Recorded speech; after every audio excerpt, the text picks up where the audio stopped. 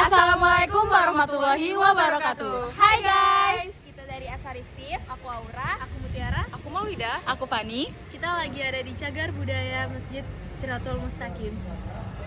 Masjid Siratul Mustaqim, alamat Jalan Pangeran Bendahara, Kelurahan Masjid, Kecamatan Samarinda Seberang, Kota Samarinda. Masjid Siratul Mustaqim dibangun dari kayu ulin. Ruang utama berbentuk bujur sangkar dengan konstruksi rumah panggung berukuran 20 meter x 20 meter.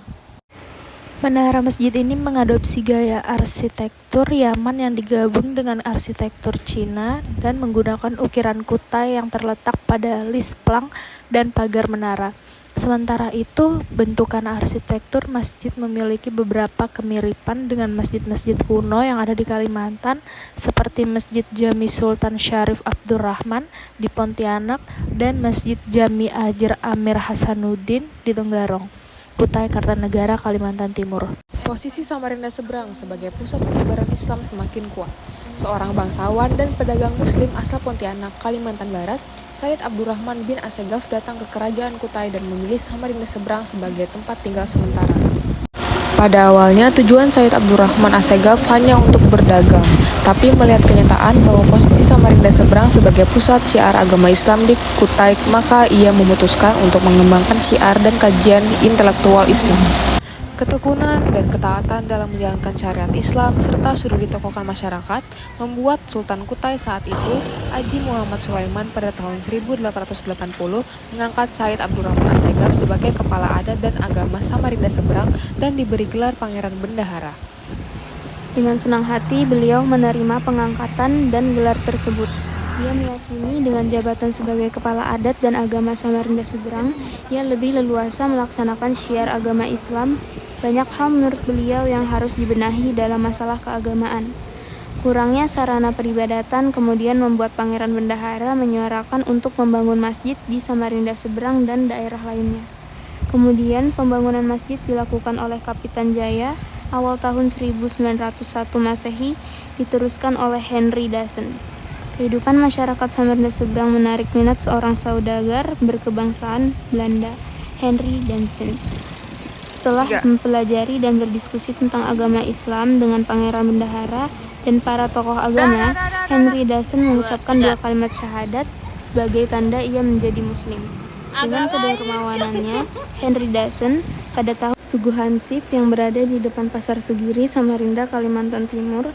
Pasar Segiri berada di Jalan Pahlawan, Kecamatan Samarinda Ulu. Pasar Segiri merupakan pasar tertua, berdiri pada tanggal 21 Januari 1959.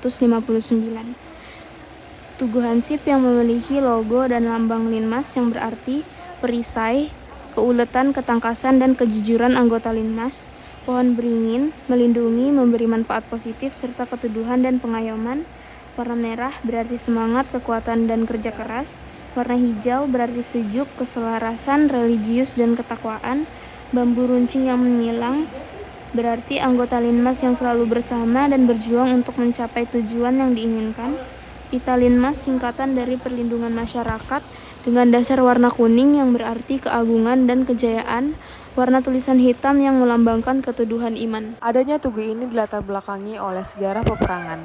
Tugu ini dibangun untuk mengenang jasa pahlawan atau pejuang dalam mempertahankan kemerdekaan. Dikatakan ada 4 pertempuran bersejarah terjadi di Samarinda. Setelah Belanda kembali datang, selepas kemerdekaan Indonesia diproklamasikan oleh Soekarno-Hatta, situasi tidak begitu saja tentram di tanah air. Bahkan, upaya penjajahan kembali digencarkan Belanda, hingga terjadi setidaknya 4 pertempuran monumental di Samarinda. 4 pertempuran bersejarah selama masa mempertahankan kemerdekaan di Samarinda, salah satunya adalah serangan Belanda yang ada di markas persembunyian pejuang di Kampung Pinang Air Putih. Sebulan sebelum perang di Kampung Pinang tersebut, seperti adu senjata di Kampung Sambutan pada 6 Januari 1947. Markas persembunyian yang tercium oleh mata-mata Nika dan terpiculah pertempuran pertama di Samarinda. Kemudian melanjutkan ke Kampung Solong pada 7 Januari 1947.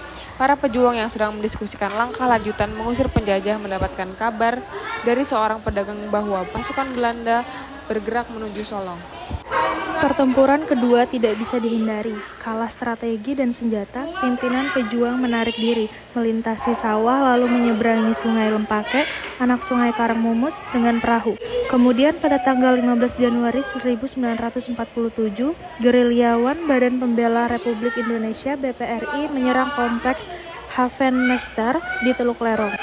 Saat itu orang Belanda sedang berpesta dan terjadi tembak-menembak antara polisi dan tentara Belanda yang tengah berjaga. Akibat pertempuran itu, para pejuang mundur. Pertempuran ketiga kembali dimenangkan oleh musuh. 9 hari kemudian, para pejuang pindah ke Sanga-Sanga.